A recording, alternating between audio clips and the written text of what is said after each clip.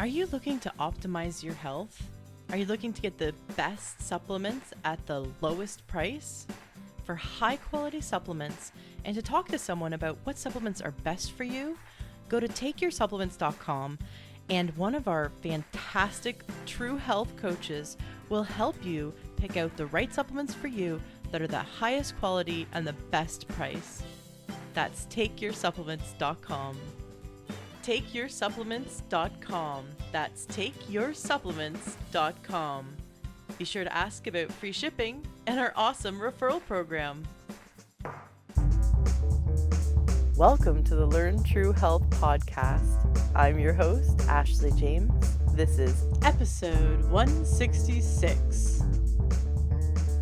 We have with us returning back to this show. I've been looking forward to this for months and months and months.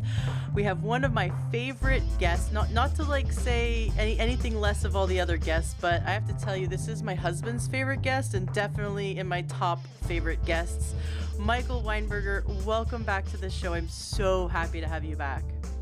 Absolutely, Ashley. Thank you. Thank you so much for having me back, and thank you for allowing me to be in your top list. I appreciate that. Absolutely. Well, your app, which is called A Plan for Living, I highly recommend anyone with a smartphone, which is pretty much everyone that would be listening to this podcast, please go get the app, A Plan for Living. It's a fantastic app. We're definitely going to touch on that because I'm going to do some promotion for you because I so believe in your work.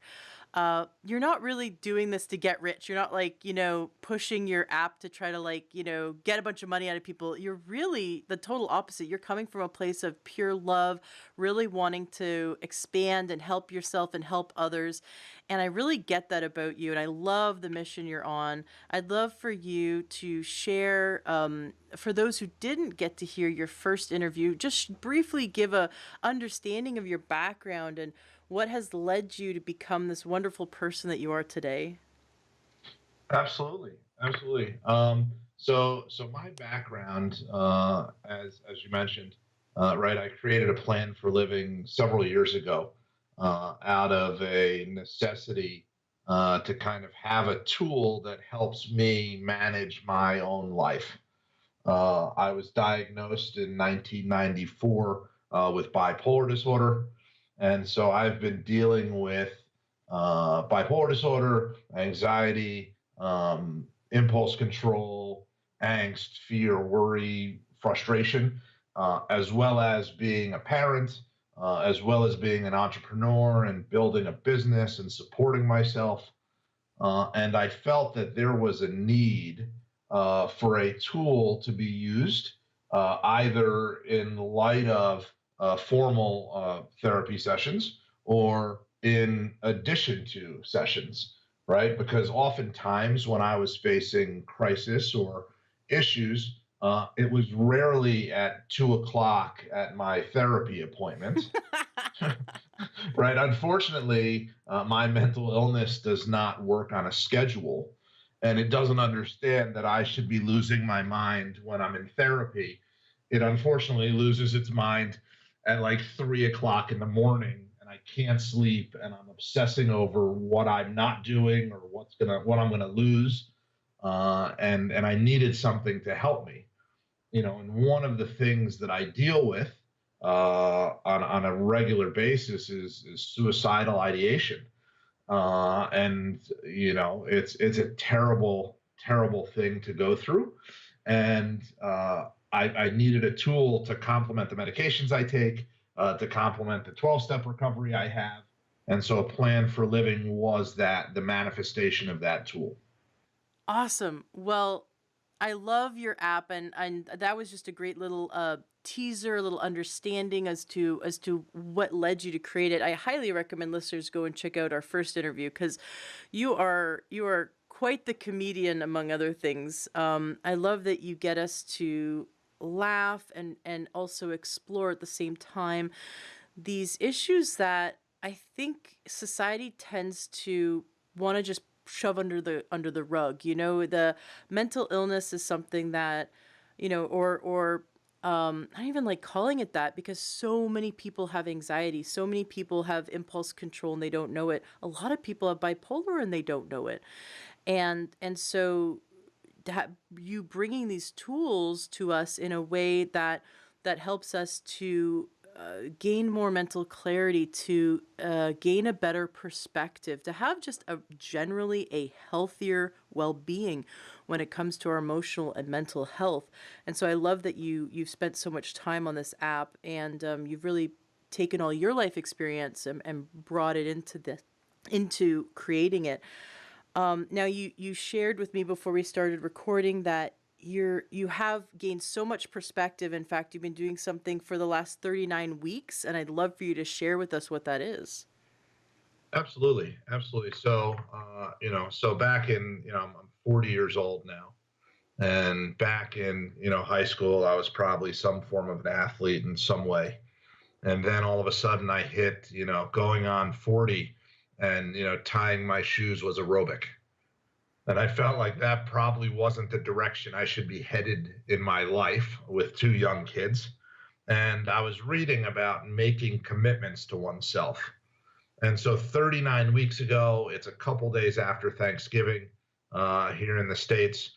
And I thought to myself, I'm going to commit to doing one push up and one crunch or sit up a day for 1 week. That was it. I literally couldn't even do one, right? And I was beating myself up for all of the things I wasn't accomplishing while I was kind of wallowing in this woe is me, I'm not where I should be. But Mm-hmm. where I should be was this this poor conversation going on in my head, right? The conversation in my head was I should be running 5 miles a day and I should be exercising and I should be going to the gym. And the conversation my body was having was, let's drive somewhere for dinner and maybe they'll bring it to the car. So I don't even have to stand up, right? That was the difference between my mind and my body. And I started to do push ups. And I did one a day for a week. And by the end of the week, I felt like I could do more than one. And what I ended up doing was I committed to doing one for 1 week. And I didn't do anything else because I didn't want to burn out. Well, if you could see the pattern, I did one and then two and then three. And today I sat down and did 39 push-ups, That is right? awesome. That is so cool. I love that accumulation. And you think, oh, one, that's nothing. Kind of like that idea of, okay, save one penny. Now tomorrow you save two. Now tomorrow you save three. It really does add up. That's right. That's right. And so you could actually take that, and I've taken it and I've extrapolated it to gratitude, right? Because Mm. it really is that connection. You do 39 push-ups. Well, you know what? Come up with one thing you're grateful for today, and don't beat yourself up if you can't do more than one. And then do two, right? Because the rewiring of your brain happens slowly. Mm-hmm. You didn't create the habit, you didn't create the life situation you're in yesterday, right? However old you are, you created it over that period of time. So it's not going to revert immediately, right? And so if you apply the same thing to a physical challenge as you do to a spiritual connection, and if you have difficulty praying or speaking to the universe, just come up with one thing. And then next week, two. And all of a sudden, when it starts to become easier, you'll start to realize you're reacting more appropriately or in a calmer, more reasonable way to your entire life, right? Mm. and Mm-hmm. and so when I speak to people, and I speak on a regular basis around the country, right, everyone comes up with their resentment list in a heartbeat.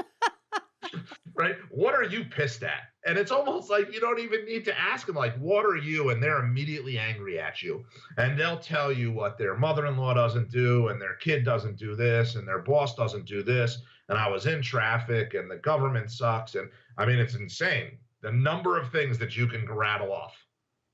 And I was working with a specific individual, and I said, why don't you come up with your gratitude list? And he writes down two things, and he says, I don't know, I'm struggling. And I said, well, okay, well, you no longer have cancer, right?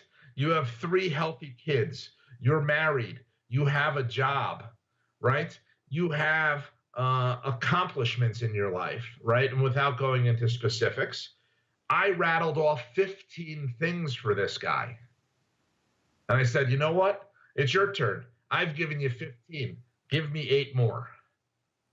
But it's so fascinating, and it's really my mission to see people struggle with this, because I used to.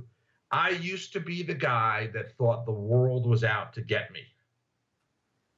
And I'm now the guy that believes the universe is going to take care of me, and I then just let it take care of me.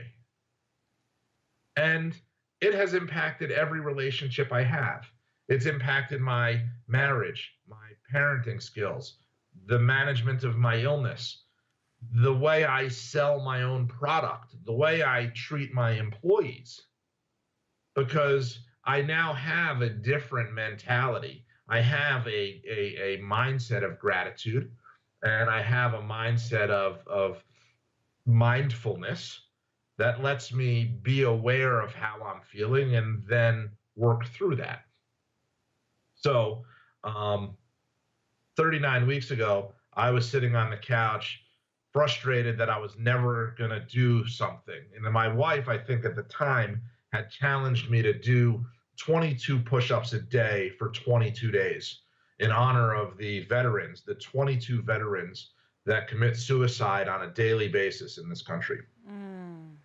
And rather than finding the hope in doing a push-up, I beat myself up and thought to myself, man, I can't even do this, right? And the negative self-talk took over.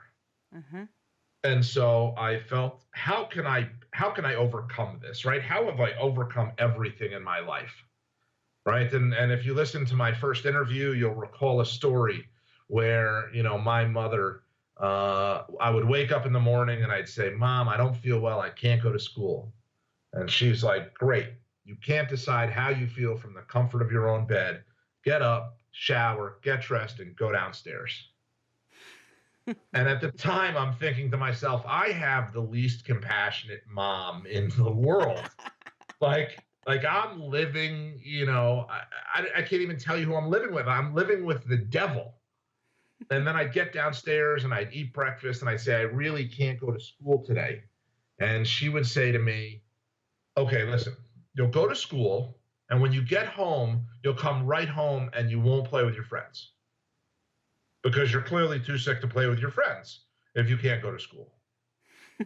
and it's like it's like the worst negotiations you've ever gone through. Needless to say, fast forward, I never missed a day of school, right? Because there was fear of having more conversations about why I need to miss a day than just going to school and getting it over with, right? And so now with challenges, if you're going to challenge yourself to do a push-up or be grateful or be mindful or communicate more, anything can be done and turned into a game that could help you get closer to your goal.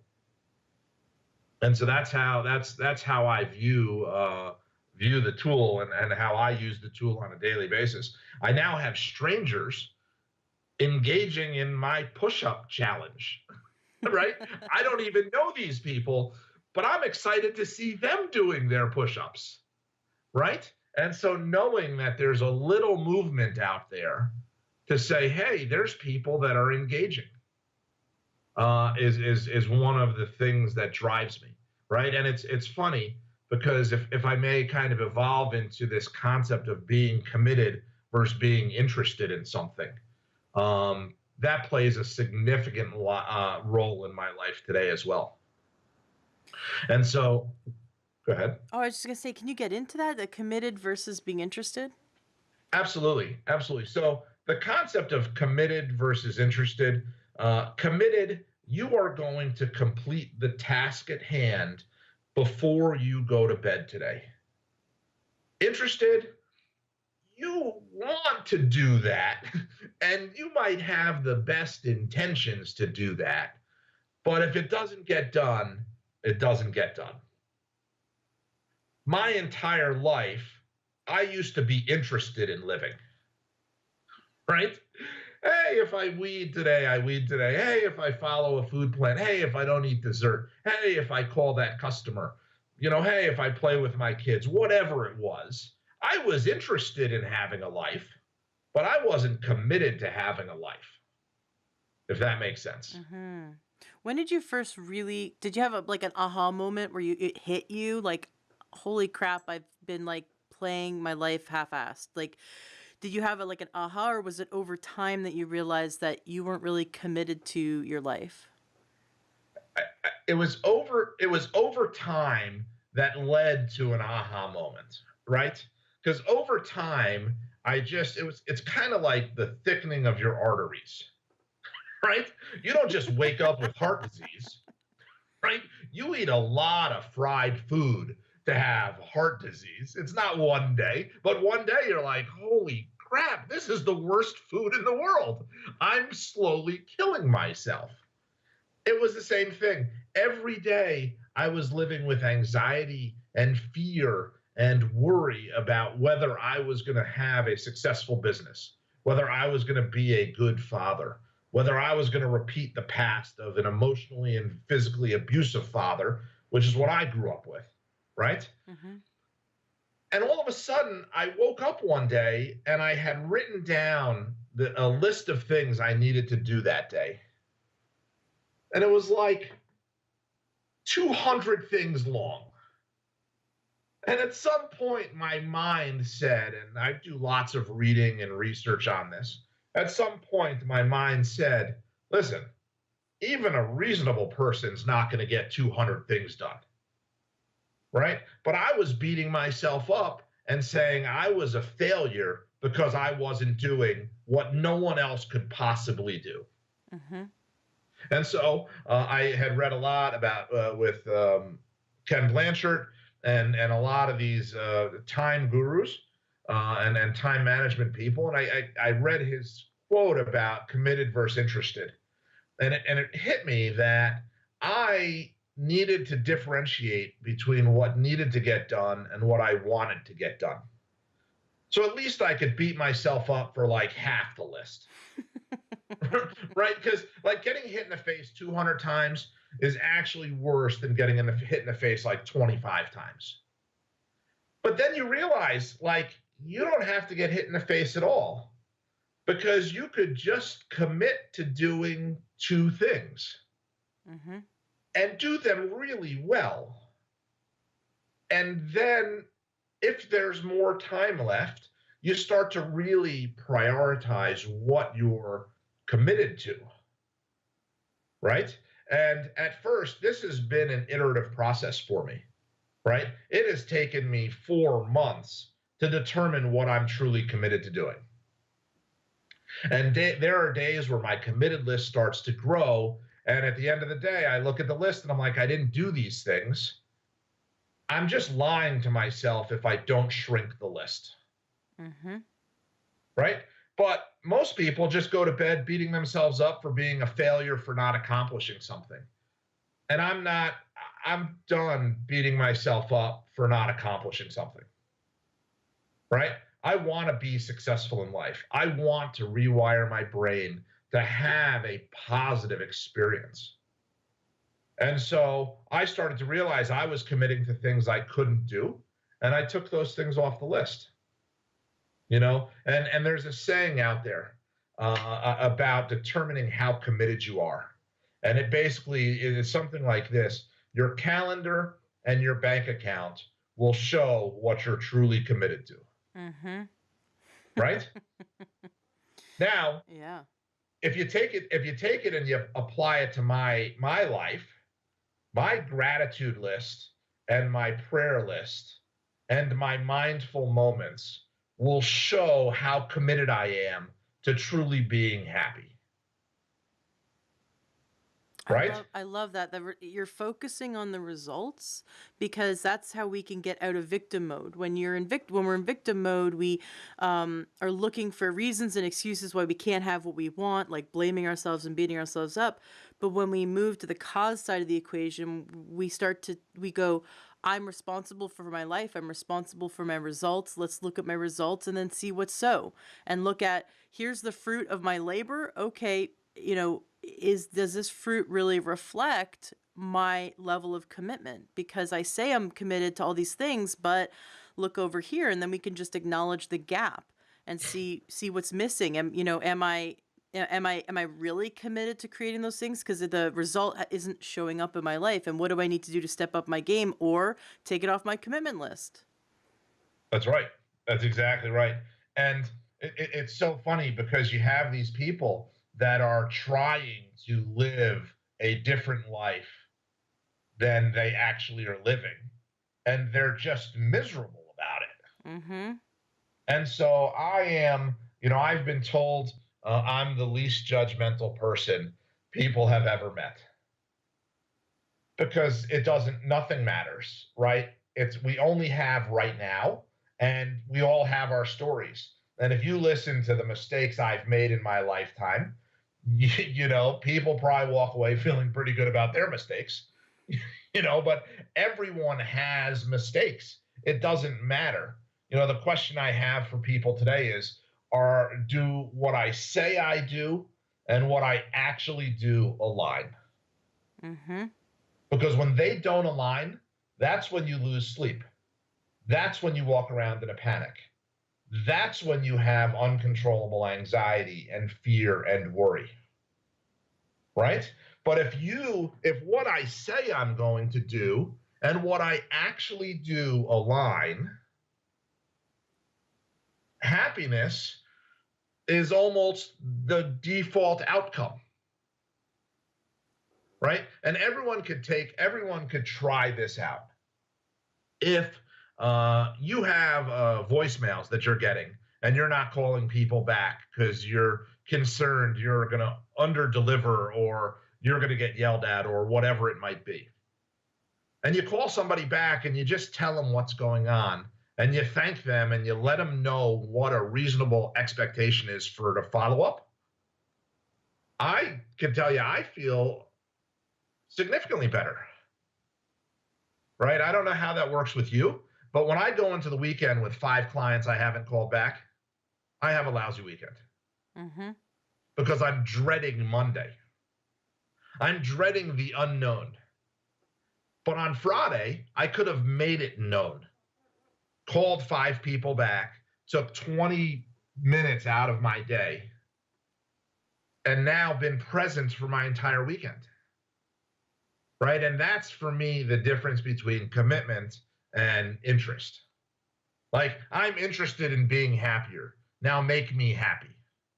Right? That's what people say to me. Well, if you're committed to being happier, I'll tell you what to do.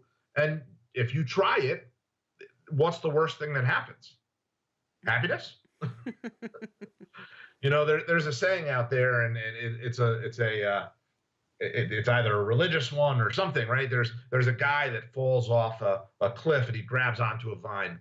And he says, I know I'm not religious. I know I haven't been to church or temple or whatever, but God, if you're out there, please save me. And a booming voice comes over and says, God, this is God. Let go of the vine and you will be saved. And the guy says, well, are there any other gods up there? Right? Now, when I coach people, when I work with people, when I built my app, I will only share with people what I'm doing and willing to do myself. Right? And I can tell you, every day I create a gratitude list. Every day I create a prayer list or a spirituality list where I ask the universe for guidance. I pause throughout the day to understand, sometimes my brain gets moving so much faster than my body. I start to project out the future. And regularly throughout the day, I'll just take a deep breath. and slow myself down and maybe turn off my phone or my laptop or just walk around for a minute. And I'm now able to align what I'm saying I do with what I actually do. And I'm then able to get things done. So, that's how I kind of view the concept of committed versus interested, and making sure you're aligned and doing the things that are going to help you make progress. And I think you hit the nail on the head. The victim mentality, the it will never get better mentality, is what destroys people. Mm-hmm. It can always get better. Right? On my 32nd birthday, I overdosed and tried to kill myself. Right?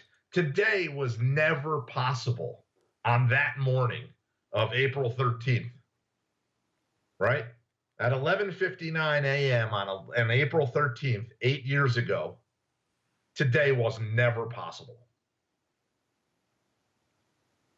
So, that's why I'm extremely passionate about the concept of establishing challenges, moving forward, becoming aware of yourself and how you fit into the world, and then going out and kind of creating that world around you. I love it. And just listening to you, we've stayed in touch this last year a bit, and I can't believe it was a year ago I had you on the show. I just had to look it up, and I was so amazed. It only felt like months, but it's been a year. You were in episode 54, and we're now in the 160s. So just to give you perspective as to how many guests we've had on, and I remember very well our last, our first interview, episode 54, and you sound so much more congruent and solid. It's like this last year, and I know when I had you back on the first time, you had done so much personal growth already, but now it sounds like, this last year you've really honed in and had some fantastic growth. So this 39 weeks project sounds like it's been fantastic. What other things have you done in the last year that you can attribute your congruency and your growth to? I mean, I think that the focus has truly been on awareness, Mm-hmm. right?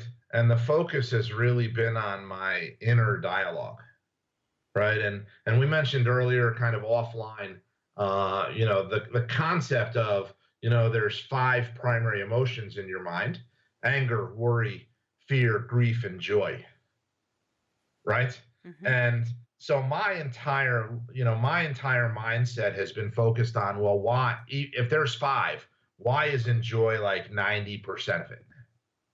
Right? And the other 10 emotions being 10% of it. And I've learned that joy is only 20% of, one of 5, and that it wasn't something I was truly adept at taking advantage of. Right? And so I guess over this past year, when I felt uncomfortable with things, I sat in the discomfort and watched it leave me. Right? And I think that what's happened for me is this concept that mindfulness doesn't create happiness that permanently goes up. And happiness is not something that permanently goes up. Right? I'm not going to continually get happier with my wife. While I would love to, I'm not going to. Right? But as I'm able to engage in conversations and learn more about myself and become more in tune with what my interaction with the world is, I'm able to navigate my relationships better. If that makes sense. Right? And so over the past year, I've really worked on communication with people. Am I saying what I mean to be saying? Right? Am I being genuinely authentic? Am I being rigorously honest? Or am I misleading people to create future angst? Are there questions that you ask yourself before you open your mouth in order to make sure you're really coming from where you mean to come from? So for the uncensored adult version of the show, I literally sometimes will say, God, don't let me F this one up. Because I've literally got no idea what to say in this situation. So if you could give me some wisdom or insight right now, that would be fantastic. I love that. I mean, so let me, if I could talk about kind of spirituality and prayer and kind of really go with that for a minute. Please do. Right. So my communication with what I choose to call God is just anything outside of myself that will help shoulder the burdens and fears and worries that I have. Right? Because it's so much better to have a passenger that you can give the worries to, and then you take care of yourself. And so I was talking to somebody, and they're like, "I don't know how to pray." And I said, "Well, that's okay. I'll just show you. Let me show you how I pray." So sometimes I weigh myself in the morning, and when I say sometimes, I'm lying. Every day, twice a day, I weigh myself because I think like I'm an elite athlete that needs to know what my weight is at any given time. If you saw a picture of me, like I'm like an elite eater. Like I'm not an elite athlete. But I'll get on the scale and you know, for another show, I deal with addiction, food addiction. I've gained and lost 150 pounds multiple times in my life. I've currently lost 70 pounds and I'm trying to do it differently. But I'll literally stand on the scale, and before I get on, I'll look up and I'll be like, God, listen, I know that the past weekend was an absolute nightmare. I know it. Can you just give me a good number today, please? Because that would really help me out, buddy.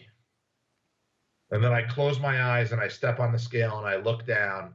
And sometimes he's like, listen, Michael, I'm going to throw you a bone today. And sometimes he's like, Weinberger, cut it out. I'm not giving this one to you. And that's just my relationship, right? And so when I go into meetings where I don't know what to say, or when I'm for example, my child right now, my daughter, will only wear bathing suits. God knows I don't know what to say. Like to dinner, to the movies, like to the everywhere. Okay. Well, it's the summer. Yeah, but it's only bathing suits. Like it's like, I mean, granted, it is great for those spontaneous pool parties that just happen to occur at like McDonald's, right? In case the fish tank blows, we're really prepared for that situation. But for the fish tank not exploding spontaneously at McDonald's, we are pretty much prepared for floods and pool parties. And so I'm out of words. I don't know how to rationalize with her. I don't know how to talk about it. I am struggling with myself because the inner dialogue in my mind is, you're a lousy father, right? Good fathers know how to deal with this. Good fathers don't even have kids that only wear bathing suits, right? You could see how quickly that conversation happens. And so when I struggle, I say, God, if you've got words for me right now, they'd be great. And sometimes I just look at her and tell her I love her, right? Mm-hmm. Because that's what I feel needs to be said, right? And so it's kind of like, I don't wait for God to do things for me in my life. I just reach out and try and be aligned with myself in order to connect. Right. So for example, I have an employee that drives around with me. And whenever we go to a client site or a restaurant or anything, I always get the spot right out front. And he's like, how do you do that? And so my joke is, well, I talk to God so regularly that he just expects to hear from me when things aren't going well, that he just gives me good parking spots. And then I say to him, you know, it's so funny that that's what you observe, right? Because then he has this negative self-talk on why can't he get those spots? And so I said to him, I was like, listen, let me just tell you something. You happen to be in the car the 6% of the time that I get a good spot.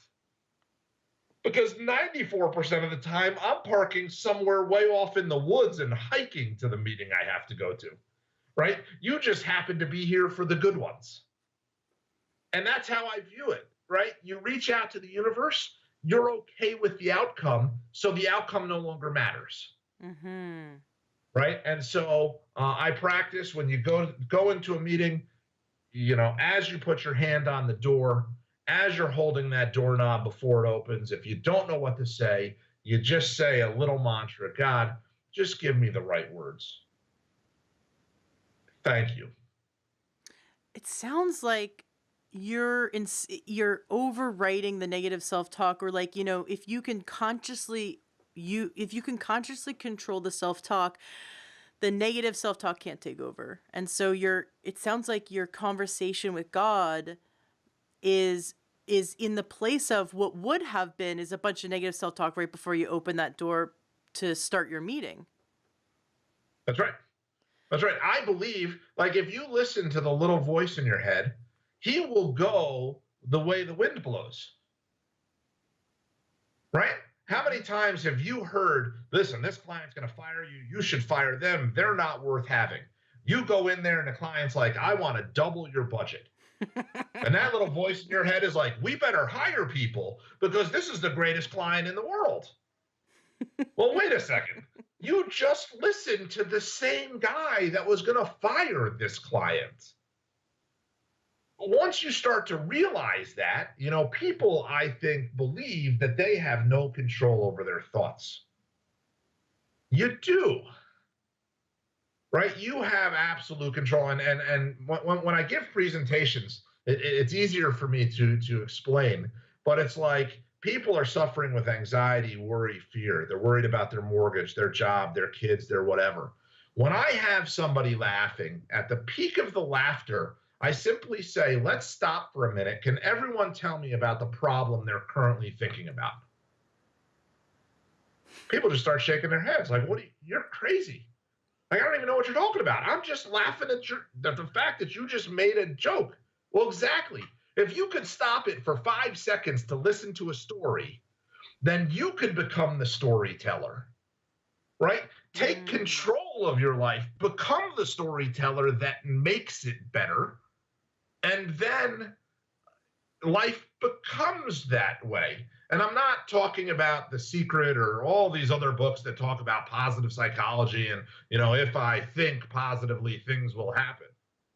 I think positively, so when negative things happen, I'm okay with them, right? I don't have, so everyone can understand. I don't have less traffic. I don't have less heartburn. I still fight with my wife. I'm still overweight. My kids wear swimsuits, right? Does this sound like a guy that's created an entirely positive universe? Clients fire me. Clients don't pay their bills. I lose money. Okay. It's what I find so empowering about the use of my tool and my mindset is it's kind of like, regardless of how bad life is, it's okay.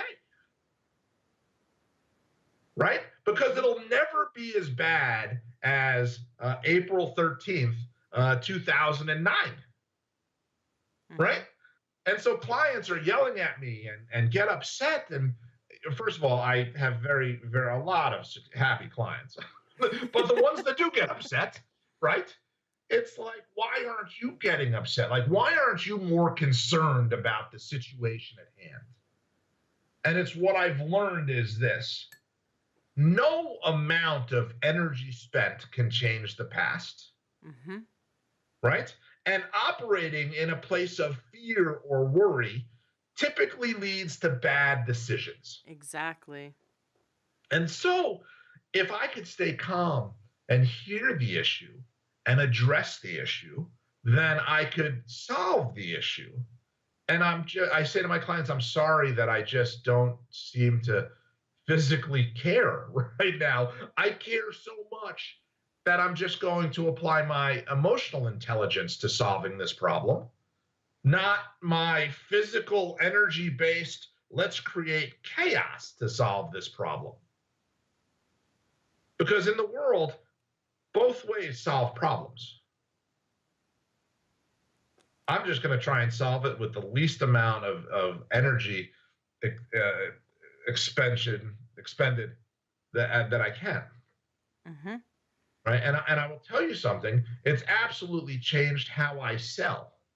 It's absolutely changed how I parent, how I connect with people. Right. And so I'll tell you this, when I was starting my business, it was a small company, and I would need to make every sale happen. Because if I didn't, my own self-worth and value would go down. Mm. And then I've learned through practice, my self-worth and value are completely unrelated to anyone's value they assess on me.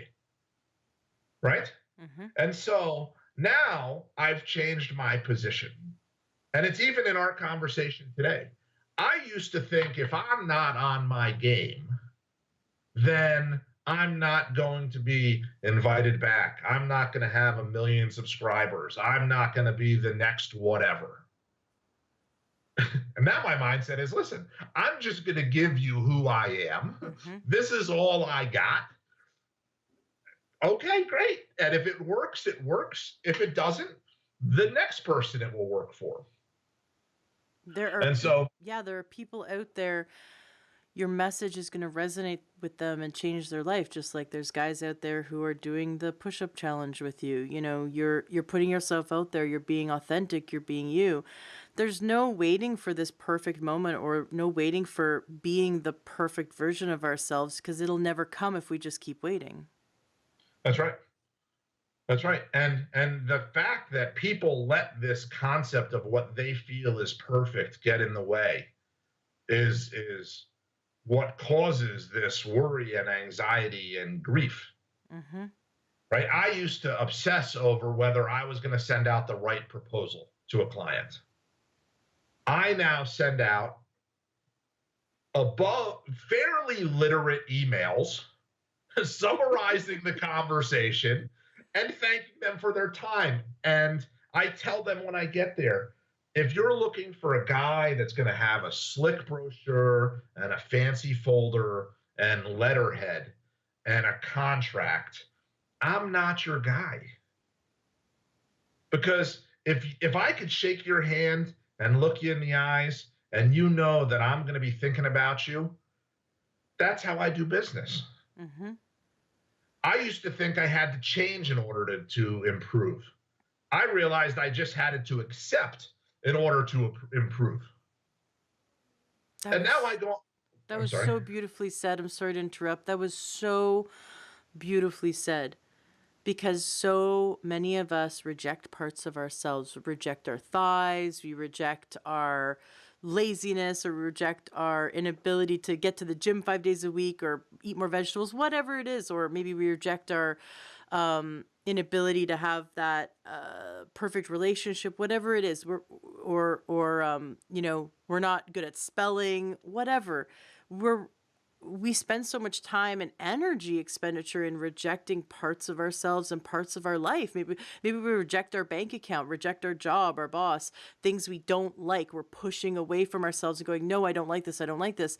The more we focus and put energy on that, there is no change. We cannot change until we accept, until we invite in and bring into us and become whole with what's so.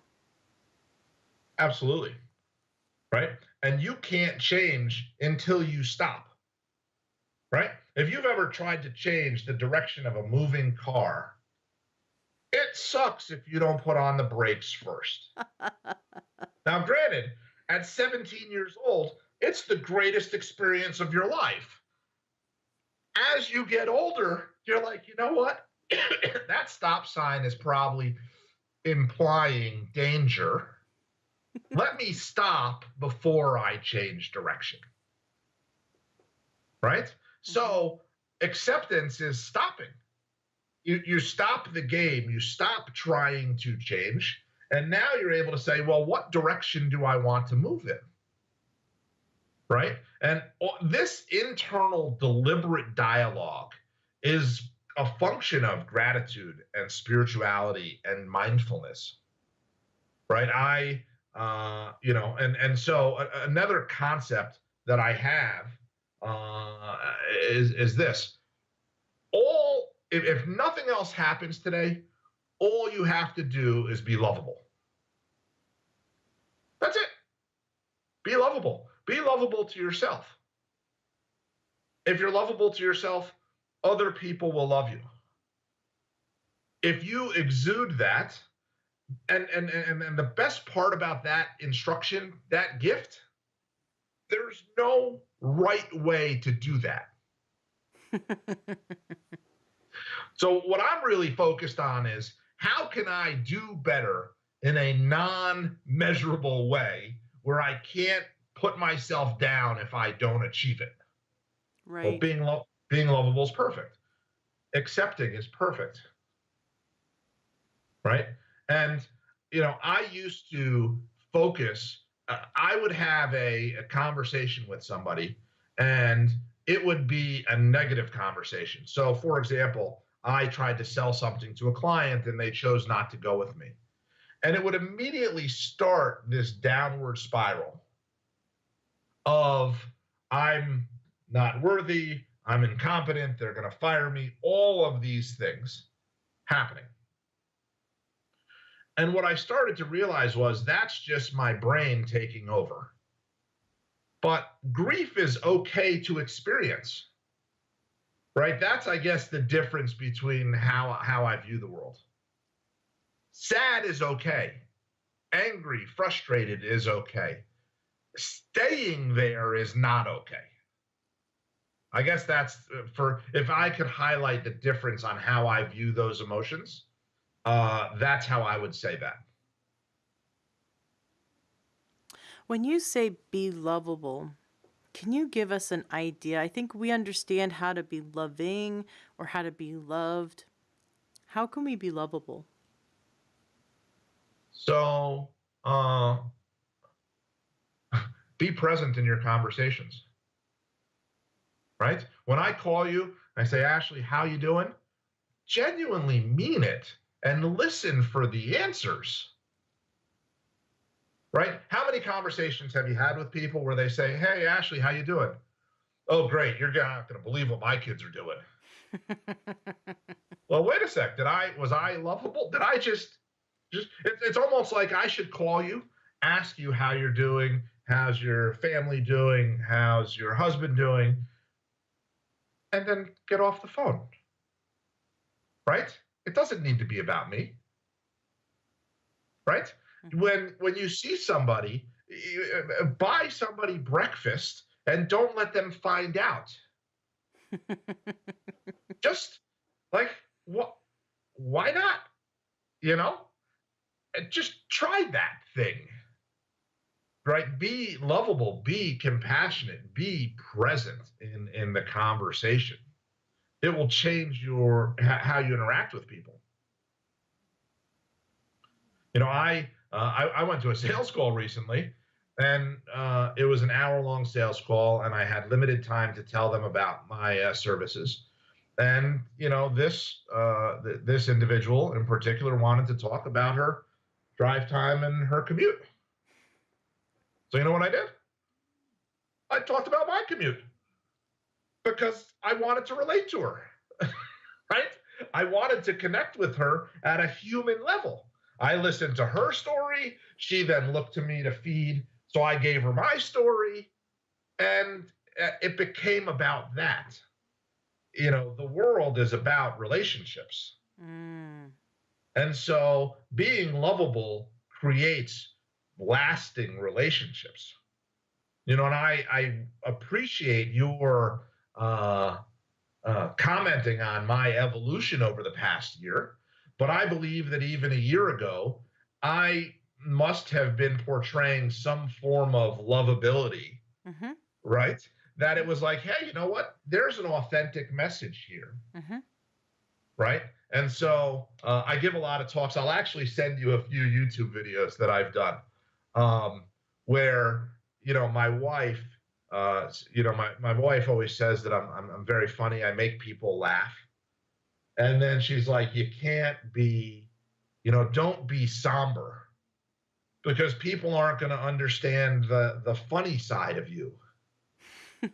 Right. And so I took that to heart because then I tried not to be somber, but then it wasn't authentic funny. Mm-hmm. And so it turned out to be somber until I started being authentic. Right. And I think that is a significant concept, this concept of self-awareness, understand who you are and how you fit into this world first. Right. So if I may just continue, Mm-hmm. right, there's this concept, I think of words in my head that get me in trouble. Right. And so words that get me in trouble is the phrase as soon as. As soon as gets me in trouble because it takes me out of the present and it sets some condition of happiness. As soon as this happens, as soon as that happens, as soon as I get a job, as soon as I get a million subscribers, as soon as my wife loves me again, as soon as I'm funny, whatever it might be. Mm-hmm. Once you hear that, I need to set goals and I need to pray about that thing. Right? Because how often do you find yourself saying, as soon as my daughter stops wearing bathing suits, I'll be happy. Mm-hmm. Right? That's the dialogue going on in the back of my head. Why does she have to wear bathing suits? And it's funny because as you could tell, I'm pretty obsessed about the bathing suits right now. But just to give you an idea, let's go back 3 years ago. I was obsessed because she refused to take baths. Well, 3 years ago, only wearing bathing suits was laughable, right? In 3 years from now, only wearing bathing suits will be laughable. I know that. And so the more and so when I pray for acceptance, and so there's another mantra that I repeat from a prayer perspective. And I say, the person's name, may you be happy. And so I say to my daughter, may you be happy. Right. And for the first 10 times I say it, I'm grinding my teeth because it's may you be happy. Now take off the damn bathing suit because this is ridiculous. But at some point I start to smile because she might be happy. It's not my job to make her happy, right? I don't want to put that pressure on myself to be her higher power or her God. Mm-hmm. Hey, if that's how she's going through life, I just hope she's happy, right? And when I start to say these things, I start to realize that I don't have much to worry about. Right? And so every day I have a dear friend that's very sick right now. And every day I wake up and I say a prayer. And when I say a prayer, I mean, I create a list of people I'm thinking about. Right? I don't want people to listen to this podcast and be like, oh man, this guy prays a lot. Well, no, it's kind of like I take a postcard and I write down 10 names. And I'm like, God, take care of these people for me because I got stuff to get to. Right? That's the way I look at it. It's like, hey, listen, just make sure there's some positive thoughts out there because hopefully they're going to come back to me and I got to get on with the other stuff I'm allegedly committed to. Right? Mm-hmm. And so I just create a list every day and my friends are on it. My family's on it. My kids are on it. The words humility and willingness and openness and being present and patience are on it, right? Because I find when I practice humility, I don't need to know the answers. When I don't need to know the answers, I've truly accepted that fact, And that's no longer a barrier to happiness. I love that. And I love what you said about as soon as, because I can see so many times in my life, or even currently, where I have that, I've installed that. As soon as this happens, then this is going to happen, or then I can finally do this. And if I had listened to that as soon as, I would never have started this podcast. Because when I started this podcast, I had to actually get over this major idea, this major roadblock I'd created. I'm not my ideal weight. I do not look like the example of perfect health. I don't pronounce everything correctly. I have mild dyslexia. I'm not perfect.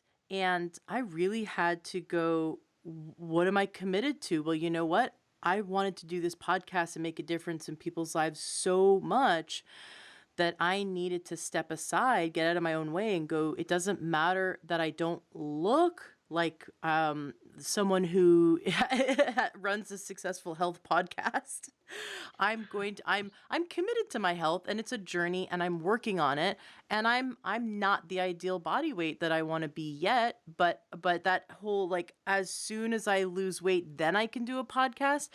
I was holding myself back until I finally realized that, who cares? Who cares? Does someone who's listening care that I've achieved my goal yet or not? No, they want to hear these amazing interviews, and they want to have it change their life. And who cares? And if they do care, then they probably wouldn't be listening to the podcast anyway. So I had to get out of my own way and accept, I don't know if I want to call them flaws, but like, I can't pronounce every single word correctly, like Ayurvedic medicine. I don't know if I'm even saying that right. And so, but that doesn't mean I'm not passionate about it. That doesn't mean I'm not passionate about, interviewing amazing people and getting this information out there. I did not wait to be perfect. And that was so freeing. And look how far we've come. We have over 1.5 million downloads in the last 16 months since we launched.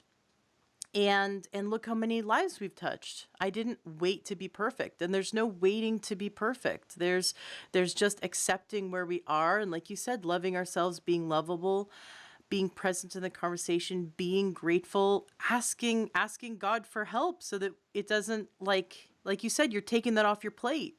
Ask God for help so that you can clear your plate and just be present in the moment. And this whole formula that you've created is this wonderful equation that just has more happiness and less stress. Absolutely. And I think you said it perfectly. As far as I'm concerned, right, you've achieved your new definition of perfection. Right? Mm-hmm. It is what it is. This is you. And you do such an amazing job at it. That the question, a buddy of mine who I talk to daily about food addiction, I'm upset that I'm 300 pounds right now.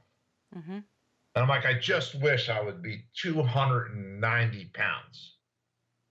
And he said to me something so profound. He's like, Weinberger, what would you do if you were 290 pounds? And so, of course, I said, well, I'd sit here and wish I was 280 pounds. And he's like, listen, if you would tell jokes or ride a bike or do whatever it is that you're going to do at 290 pounds, do that now. Mm-hmm. Right? Just do it now. And something that I said out loud that really is what hits home for me. Nobody thinks about me as much as I do. Right? Because believe me, no matter what, no one thinks about me as much as I do. And everyone's thinking about themselves. Yes. And so I now want to focus on what's going to make me, if I'm spending all this time thinking about me, I might as well think about the happiest version of me that I can. Right? Mm-hmm. And what has happened? I now do 39 push-ups a night. Right? What would I do if I was 290 pounds? Well, you know what? I'd probably be doing 50 push-ups. Well, you know what? Why don't I start on a path to get there? Mm. right? Because, and it's so funny because when you talk about dieting, and it's probably something I could talk to you about forever, Mm-hmm. because I deal with impulse control, with bipolar disorder, and medications, and significant weight gain and loss. But it's like the concept of being present applies to everything, right? And I think to myself, how many times did I eat like crap? That was literally the best word I could describe it. That was actually the cleanest version of crap, just so you know. But Mm-hmm. how often can I eat like crap and not be present, not enjoy what I just did to myself, and then beat myself up over it? Right? And so now, when I'm present with what I eat, even if it's not healthy, I enjoy it. Mm-hmm. Right? Because why, go out and eat an entire pizza and regular Coke and just waste it by beating yourself up the entire time? Now, granted, I'm not telling everyone to go out and go consume, 4,000 calories for dinner, right? That's not the instruction. But it's like, just be aware of what you're doing, make it a conscious decision, because you know what's going to happen? You're going to start to consciously not make that decision anymore. Mm-hmm. Right? I worked with a good buddy of mine who's lost close to 300 pounds and maintained it for 8 years now. Wow. And when we first met, he's 509 pounds. And I say to him, and I had just lost 155 pounds, so I was thin. He was a pretty big guy. And I was like, why don't you write down your food? He's like, are you going to tell me what to eat? I said, I don't care what you eat. And he's like, well, first of all, this is the best relationship I've ever had around food. Because who doesn't care what I eat? I said, listen, that's your relationship with God, right? And that's your relationship with yourself. So far, you've been lying to yourself about what you're eating. Why don't you just start telling yourself the truth? Right? And it applies to everything. People are in unhappy marriages. They blame their kids. They blame this. They blame that. At the end of the day, they're not happy with the life decisions they've made. And so what do people do? They immediately say, well, I'm going to change my house. I'm going to decorate my house. I'm going to change how I look, how I weigh, how I do this. Well, my approach to life is this. Let's be happy with no change at all. And then let's celebrate the changes that we make and savor them and enjoy them. Right? I love that, because the opposite is I don't like my life, so I'm going to change it, and we're never happy. There's always that carrot, because we change it and then there's always something else we want, and something else we want, and something else we want, and they're chasing happiness and never being happy in the moment. And what you're saying is, forget all that. Figure out how to be happy with with what is right now. Get present to what you have and get in the state of gratitude and happiness. And then every time you do make a positive change, have huge celebration and get into that state of ecstatic joy and love it and savor it. And that's going to bring so much more happiness, and that's going to help it be easier and easier to make these changes and just be more enjoyable. And then the crappy stuff that happens in life is going to be so outweighed by the amount of joy you've figured out how to cultivate. That's right. Because right now, the problems in your life simply have the labels you've assigned to them. You will find new things to label. Right? Because if you think about all your problems, and it's an easy exercise. Well, if I was thinner, if my wife didn't nag me, if my kids listened, right? Whatever that list is. Well, let's take that and take it to the next level. You've lost all your weight, your wife loves you, and your kids listen to you. Well, what's going to be wrong next? Is it going to be too hot in your house? Are you not going to like your car? Are you not going to like your wardrobe? Okay, great. Let's get a new wardrobe. Let's get a new car. Let's get a new house. Well, now the house is too big, so now I got to get someone to help clean it. Now the utility bills are larger. Like, seriously, just why don't you just find what you're grateful for today? And then see if that's what is, see if the root of the problem is you, right? So many people are terrified to hear that, right? And it's funny because I have an abusive father, right? And he tells me about how terrible his relationship is with me, how terrible his relationship is with my mother, who he divorced, how terrible his relationship is with his son. And then he's got terrible relationships. He's fired from every job he gets. I said to him at one point, I'm like, listen, Pop, do you notice that you're pretty much the consistent variable in all these relationships?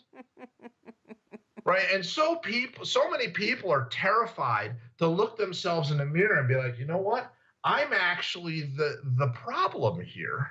Mm-hmm. And my approach to life is the greatest gift you could give yourself today is to be like, I am the problem. Because you're not going to change something until you can identify what it is, right? And so the example is, go to a restaurant, look at somebody that's extremely overweight or somebody you are going to judge from physical appearance alone, and try and make them lose weight. If you're successful, you should start a career on doing that. When you're not, why don't you focus on what you can do to change yourself? It's so funny because people are like, well, as soon as my wife does this, well, now that your wife does that, it didn't fix the problem, which is you. And so when I talk about my tool and I talk about communication and being lovable, you know what being lovable is? Telling it's telling my wife how sexy and supportive and amazing she is, and how amazing a mother she is, and how I am the luckiest person to have her as my spouse. Right?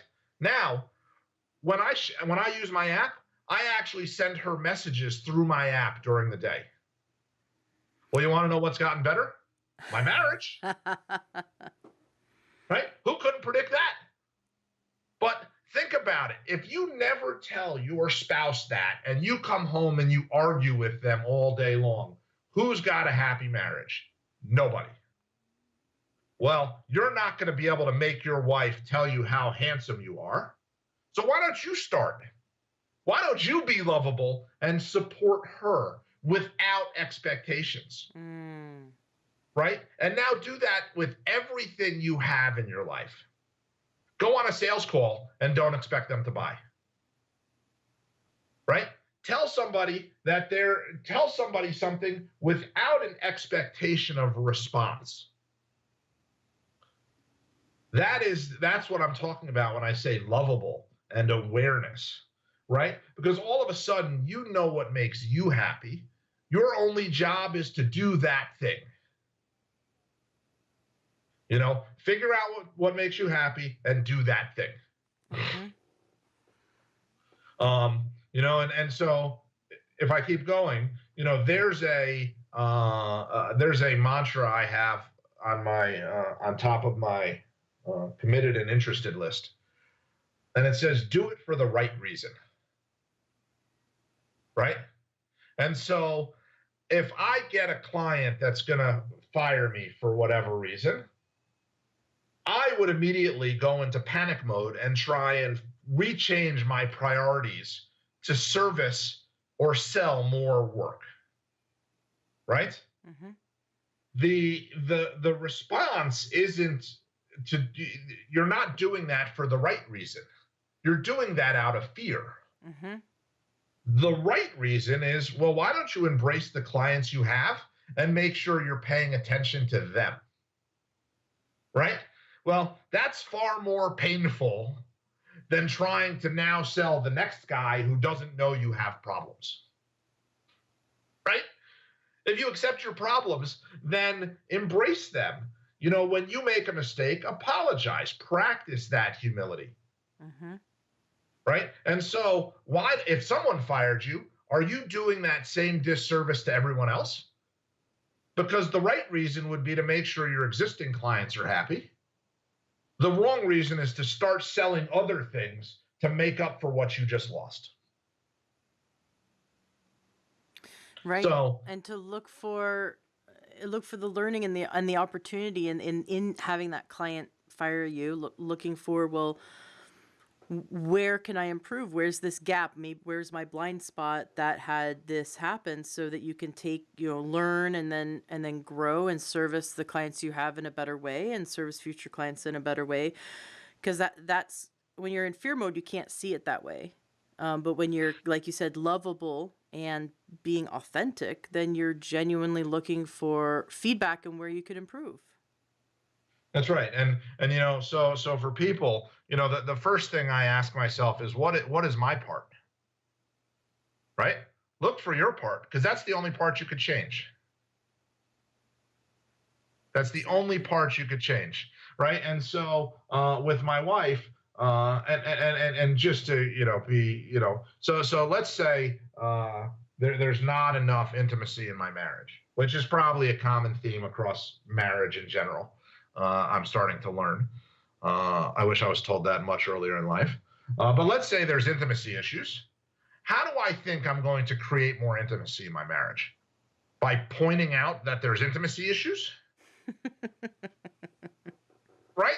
But that's what so why I'm so passionate about this concept of awareness, this concept of happiness, unconditional happiness, is because people's first default response is to change something they don't control.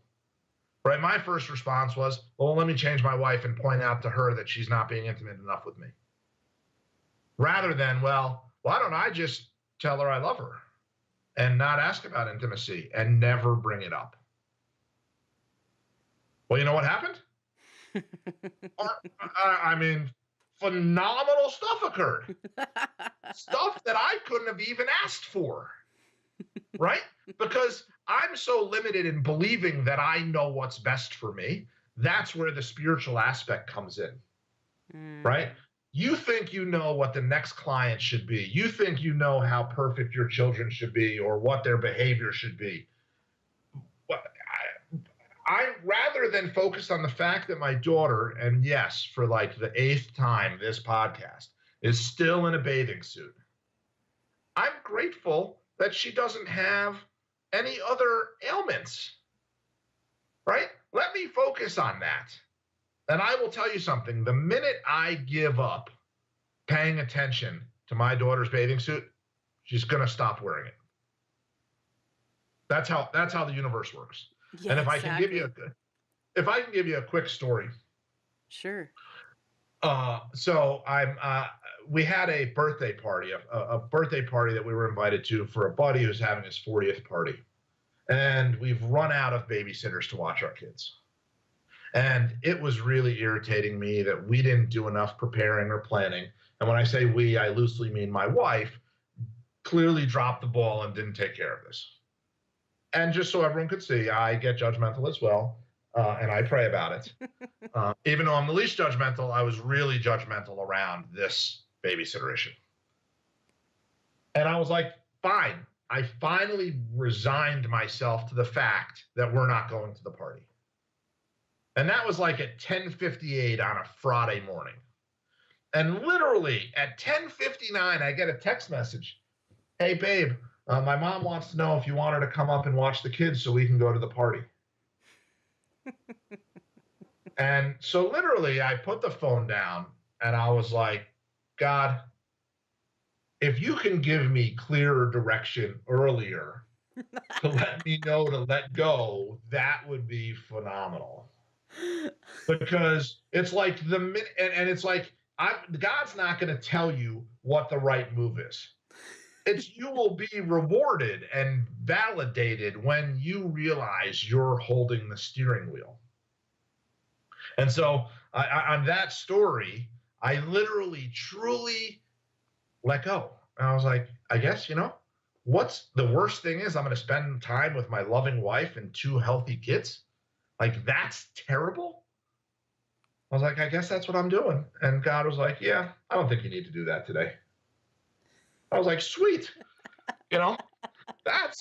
that's what that's kind of my spiritual connection. It's not like I'm waiting for a light to shine down on me. Things just start to align. Mm. The and the way I look at it is you have to work to get through life. Right? There's no easy way out. To do nothing is work. To do something is work. So I'd rather focus and work on myself in order to have the world around me just present itself. I love it. Oh, I could listen to you forever. You are so awesome, and I'm just so excited that all the listeners get to tune into you and learn from you. And I definitely want them to check out your app, A Plan for Living, because it is so cool. Can you give us a little rundown for those who didn't listen to episode 54 yet? Can you let us know what does the app do? When should we use it? What should we expect to get out of using it?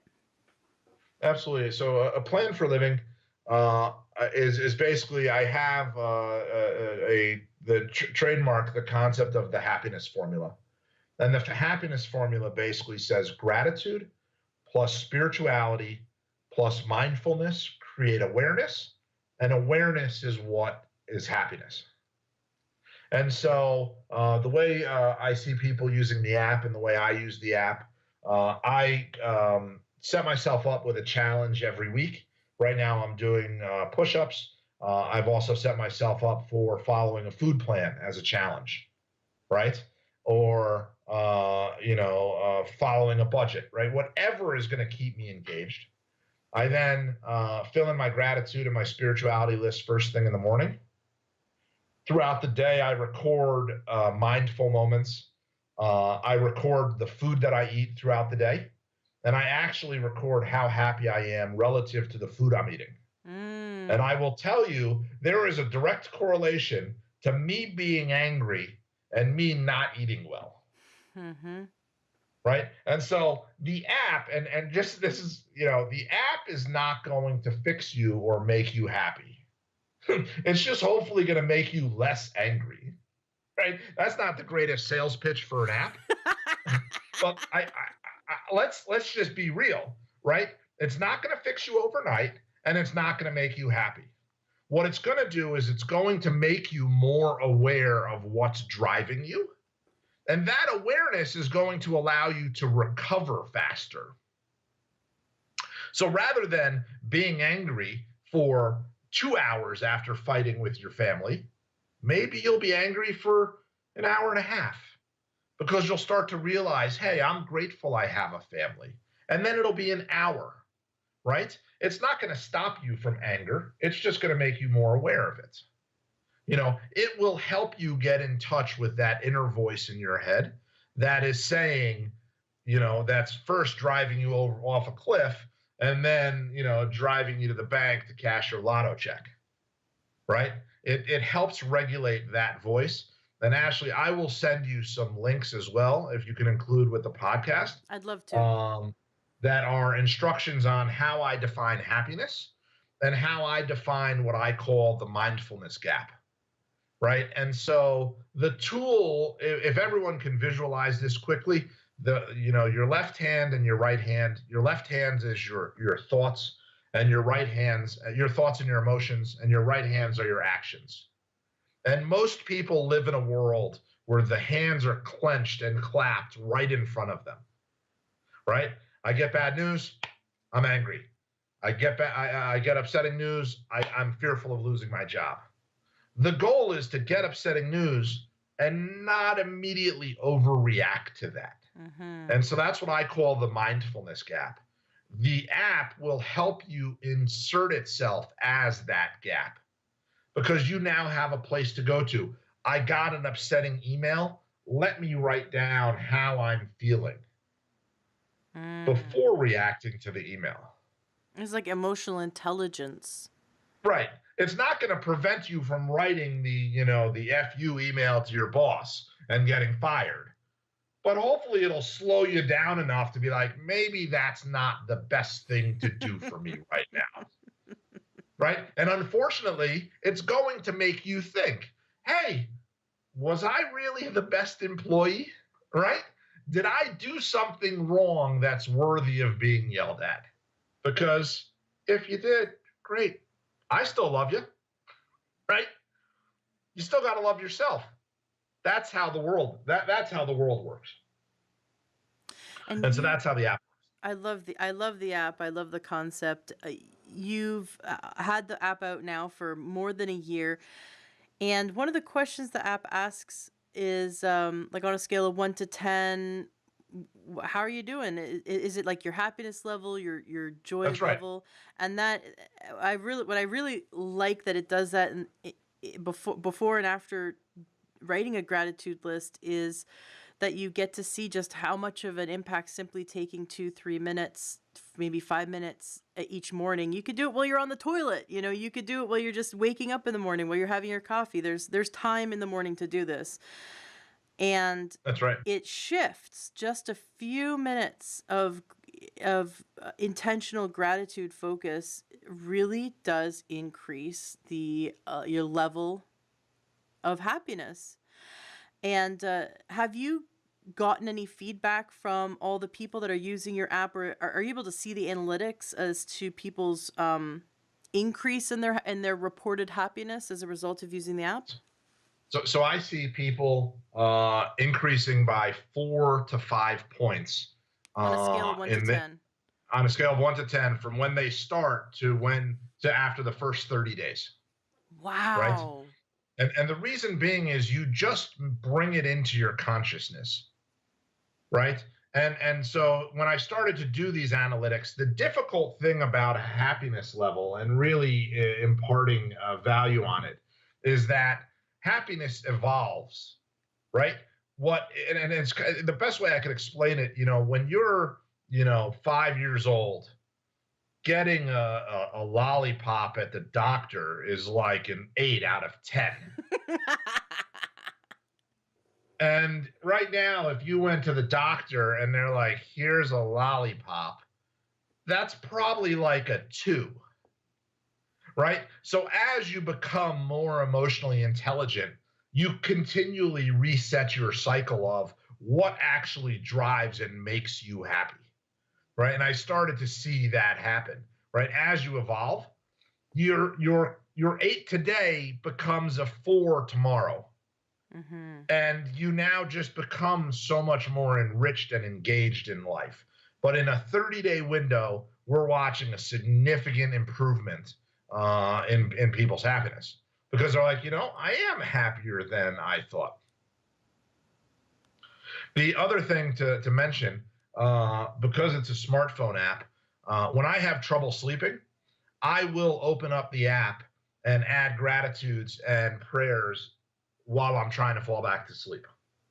And it's a great exercise to just slow your mind down and refocus yourself. Right? Because all of a sudden, when I realize how many things I'm grateful for, I'm like, yeah, I could probably go to bed. I probably don't have to worry that much. Right? And it just really changes, your perspective on the world. Oh, that's so beautiful. And I love that because you're getting out of stress mode. So you're starting your day out of stress mode. And then at night, if you can't sleep, you can do the app and that takes you out of stress mode to be present to what you're grateful for. You can't be in that sympathetic nervous system response of fight or flight when you're thinking about everything you're grateful for. It just switches. It switches over to the rest and digest mode in the nervous system. So that is a great mechanism. It takes that mind-body connection to heart. Just how strong it is. Our mind can keep our body awake just by worrying. And so by taking your mind over to this place of peace, now your body can sleep. That's right. Yeah, wonderful. That's exactly right. It has been such a pleasure having you on the show. Now, I bet some listeners are curious. You've been talking about clients. I know it's not necessarily related to a plan for living, but would you like to share what your day job is? So I have a technology company, an IT support company out here in Michigan. So I build software and solutions for medium and small sized businesses and do IT support for them. So I was naturally inclined to build a tool because that's how my mind thinks. Very cool. So if any listeners are looking for that kind of support for their business, you should definitely contact Michael Weinberger because he cares about his clients. Absolutely right. Awesome. Well, it's been such a pleasure having you on the show today. All the links are going to be in the show notes of today's podcast, including those YouTube videos and the extra articles that Michael's going to share with us and the link to aplanforliving.com. Michael, is there anything you'd like to say to wrap up today's interview? I think that, to really finish, happiness is a choice, right? And happiness cannot have conditions. And regardless of where you are in life today, happiness is possible. It's really up to you. Beautiful. Thank you so much. Well, thank you, Ashley. I really appreciate you having me back. Enjoy what you heard today on your episode of the Learn True Health podcast. Did something move you, inspire you? Did you get great information that's going to change your life? Awesome. That's exactly what I'm here to do, is to help you gain your health back. Please turn around and share this. If this is something that's helped you in any way, share this with those you love. Love the Learn True Health podcast and want to support us? Awesome. You can go to takeyoursupplements.com and you can support us that way. You'll get access to amazing supplements that are just really great quality for a great price. And there'll be someone on the other end of the line to help you pick out your supplements that are right for you. That's takeyoursupplements.com. Or join our membership, learntruehealth.com/join. That's another great way to support our podcast, support our movement, and you'll be supporting yourself. Gain more information, wonderful videos, wonderful trainings, and you'll also be able to share those with those you love as well. So go to learntruehealth.com/join. Want something fun for free? Go to learntruehealth.com, and right there on the front page, you'll see where you can get our free cookbook. I spent a lot of time making it, and it was so much fun. It's really delicious, healthy recipes. And you can also get our 7-day doctor course. Right there, it's 7 days of naturopathic videos sent right to your inbox, and you can learn from top naturopaths on how to gain health naturally. So that's takeyoursupplements.com for wonderful supplements. learntruehealth.com/join to join our awesome membership, which is only open for a limited time. You can get our free healthy cookbook, and you can also get for free 7 days of wonderful naturopathic videos sent to you. Just go to learntruehealth.com and you'll see it right there on the front page. Thank you so much for being a listener, and thank you for sharing and helping others. Let's spread this information and turn this ripple into a tidal wave.